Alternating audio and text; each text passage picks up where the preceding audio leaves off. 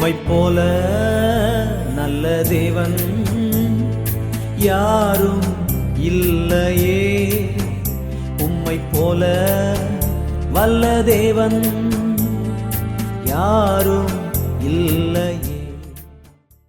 அன்பானவர்களே, மீண்டுமா இந்த காலை வேளையில மதுராந்தக மன்னா உங்களை தேடி வருகிறது. கர்த்தர் நல்லவர். அவர் தமது வார்த்தையை அனுப்பி அவர்களை போஷிக்கிறார், அழிவுக்கு தப்புவிக்கிறார், குணமாக்குகிறார். கர்த்தருடைய வார்த்தையில இவ்வளவு வல்லமை இருக்கிறது.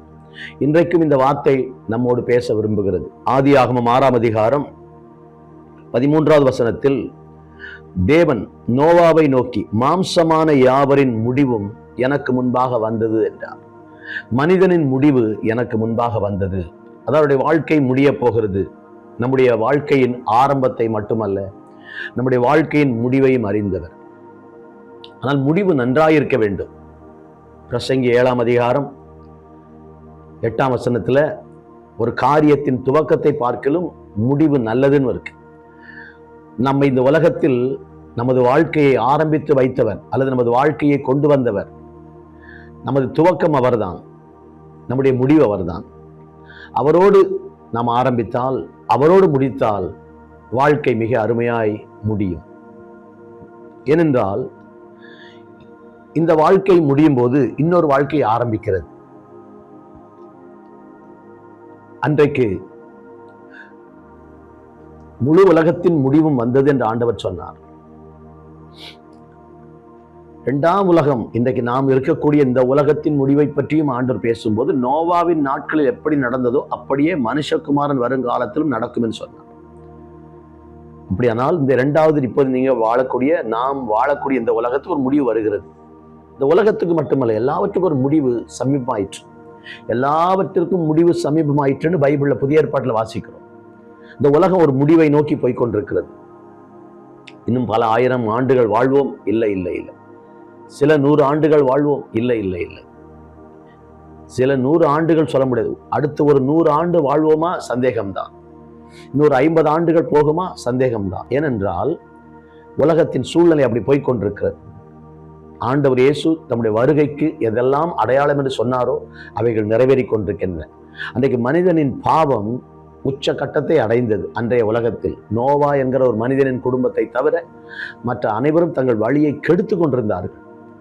இன்றைக்கும் வழியை கெடுத்து கொண்டிருக்கிறார்கள். ஆண்டவருக்கு ஸ்தோத்திரம். மிக பயங்கரமான சூழலுக்கு 15 வயது பையன், 10ஆம் வகுப்பு மாணவன் கத்தியை காட்டி மிரட்டுகிறான். யோசித்து பாருங்கள். கொடுமையான ஒரு உலகம். அந்த நாட்களில் வகுப்பு ஆசிரியர் எதிரில் வந்தா ஒரு சைக்கிளில் போகிற ஆள் கூட இறங்கி ஒதுங்கி நின்றுட்டு அது பேர் போவாங்க. அந்த அளவுக்கு ஆசிரியர்களை மதித்த ஒரு காலம், அல்லது பெரியவர்களை மதித்த ஒரு காலம். இன்றைக்கு வழி வேண்டுமென்று வண்டியில் போகும் ஒரு ஹார்ன் அடித்தால் நம்மை முறைத்து பார்க்கிறார்கள். சின்ன பிள்ளைங்க அந்த காரில் வர்றது யாருன்னு பார்க்கறது இல்லை. பயங்கரமான ஒரு ஆட்டிடியூட் இன்றைக்கு சேஞ்சை பார்க்குறோம். முரட்டாட்டமான ஒரு சூழ்நிலை. இது வருகைக்கு அடையாளங்களில் ஒன்றாக ஆண்டவர் இயேசு சொன்னார். துரோகிகளாய் இருப்பார்கள், துணிகரமானவர்களாய் இருப்பார்கள்.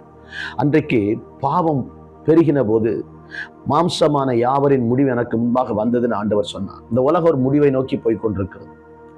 சீக்கிரத்தில் உலகத்துக்கு ஒரு முடிவு உண்டு. அதுதான் இன்றைக்கு நாம் பார்க்கிற, நாம் அறிந்து கொள்கிற விஷயம். ஆனால் இந்த உலகம் முடிவை நோக்கி போனாலும் நமக்கு அடுத்து ஒரு விடிவு இருக்கிறது. இந்த உலகம் முடிவை நோக்கி போகிறது, சீக்கிரம் அழிந்துவிடும் என்று நான் சொல்லி உங்களை பயப்படுத்துவதற்கல்ல, அதை நோக்கித்தான் போய்கொண்டிருக்கிறது. எவ்வளவு இன்றைக்கு அணு ஆயுதங்கள். சுமார் 30 வருடங்களுக்கு முன்பு டாக்டர் ஜஸ்டின் பிரபாகர் ஊழியக்காரர் சொன்னார், கிறிஸ்தவத்தின் ஆதார சான்றுகளை பேசும்போது அன்றைக்கு அவர் சொன்னார், அப்பொழுது இருந்த உலகத்தின் நிலையில அவர் கண்டுபிடித்த, ஆராய்ச்சி செய்து கண்டுபிடித்த தகவல்கள் சொன்னார், இப்பொழுது இருக்கிற உலகத்தை போல 5000 உலகங்களை அழிப்பதற்கு அணு ஆயுதங்கள் ஆயத்தமாயிருக்கின்றன 30 வருஷத்துக்கு முன்ன சொன்னார். எவ்வளவு அணு ஆயுதங்கள், எவ்வளவு போர் விமானங்கள், போர் கப்பல்கள். ஒவ்வொரு நாடும் தன்னுடைய இராணுவ பலத்தை பெருக்கிக் கொண்டு, எதற்கு? எப்படி ஒரு அழிவு வரும், ஒரு முடிவு வரும், ஒரு யுத்தம் வரும். 1ஆம் உலக மகா யுத்தம் முடிந்த பின்பு வரக்கூடாது என்று சொல்லி லீக் ஆஃப் நேஷன்ஸ், அதையும் தாண்டி 2ஆம் உலக மகா யுத்தம், இப்ப UN, அதையும் தாண்டி 3ஆம் உலக மகா யுத்தத்தை நோக்கி உலகம் போய்கொண்டிருக்கிறது. ரஷ்யா, உக்ரைன், இஸ்ரேலை சுற்றி இருக்கிற நாடுகள், அரபு நாடுகள், ஹமாஸ் மற்றும் அரபு நாடுகள், எந்த பக்கம் பார்த்தாலும் உள்நாட்டு கலவரங்கள், பயங்கரமான நிலைமையில உலகம் இன்னைக்கு ஒரு சமாதானத்தை இழந்து தவித்து, பேரழிவுகள், வெள்ளத்தால் அழிவுகள், நிலச்சரிவுகள், ஏராளமான மக்கள் மரித்து கொண்டிருக்கிறார்கள். இவைகளெல்லாம் உலகம் ஒரு முடிவை நோக்கி போய்கொண்டிருக்கிறது என்பதை காண்பிக்கிறது. ஆனால் நமக்கு ஒரு நற்செய்தி இருக்கிறது. ஆண்டவராக இயேசு கிறிஸ்துவை ஏற்றுக்கொண்ட நமக்கு இந்த உலகம் முடிந்தாலும் நமக்கு ஒரு விடிவு இருக்கிறது. முடிவும் விடிவும். இந்த உலகம் முடியும், ஆனால் நமக்கு ஒரு விடிவு. அடுத்து என்ன? ஒரு 1000 வருட அரசாட்சி. ஒன்றிலோ ஆண்டவர் இயேசு வருகிறார், அல்லது இந்த உலகத்துக்கு ஒரு முடிவு, அல்லது மரணம் வருகிறது. மரணமோ இயேசுவின் வருகை, இரண்டில் ஒன்று நமக்கு முடிவை உண்டாக்கும். இயேசு வந்துவிட்டால் நாம் போய்விடுவோம், அல்லது மரித்து விட்டால் இந்த உலகத்தில் நமது வாழ்க்கை முடிந்துவிடும். இன்னொரு பிறவி இல்லை. ஆகவே இந்த உலகத்துக்கு ஒரு முடிவு வருகிறது. அதற்கு முன்னால நாம் என்ன செய்ய வேண்டும்? ரட்சிக்கப்பட்ட நாம், ஞானஸ்நானம் பெற்ற நாம், கர்த்தருக்கு முன்பாக நமது வாழ்க்கையை பரிசுத்தமாய் காத்துக்கொள்வது மட்டுமல்ல, இந்த சத்தியத்தை மற்றவர்களுக்கு சொல்ல வேண்டும். பரலோகம் என்று ஒன்று இருக்கிறது, நரகம் என்ற ஒன்று இருக்கிறது. 2 கொரிந்தியர் 5ஆம் அதிகாரத்துல பவுல் சொல்லும்போது, பூமிக்குரிய வீடு, பரலோக வீடு, 2 வீட்டை பற்றி சொல்லுகிறார். பூமிக்குரிய கூடாரம். அப்போ பூமியில நம்ம இருக்கிற வீடு கல் வீடு, பிரம்மாண்டமான வீடா இருந்தாலும் இது ஒரு கூடாரம் என்கிற, இட்ஸ் a tent. பரலோகத்தில் இருக்கிறதா வீடு, அது நித்திய வீடு, அது எட்டர்னல் ஹோம், அது நிரந்தரம். இங்க தற்காலிகம். ஒரு கூடாரத்தை போடலாம், உடனே எடுத்துடலாம். A tentல can be pitched and immediately you can remove it.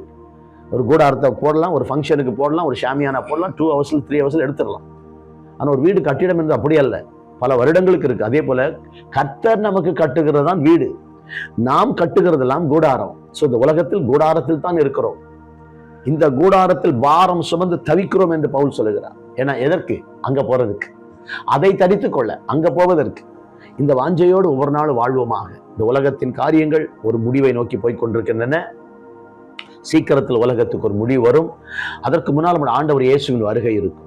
அந்த வருகையில் நாம் அவரை சந்திப்பதற்கு ஆயத்தமாயிருக்க கர்த்தர் உதவி செய்வாராக. நானே வழியும் சத்தியமும் ஜீவனுமாயிருக்கிறேன் என்றவர் நமது வாழ்க்கையில் அவருக்கு இடம் கொடுக்கும் போது நமது முடிவு இன்பமாயிருக்கும்.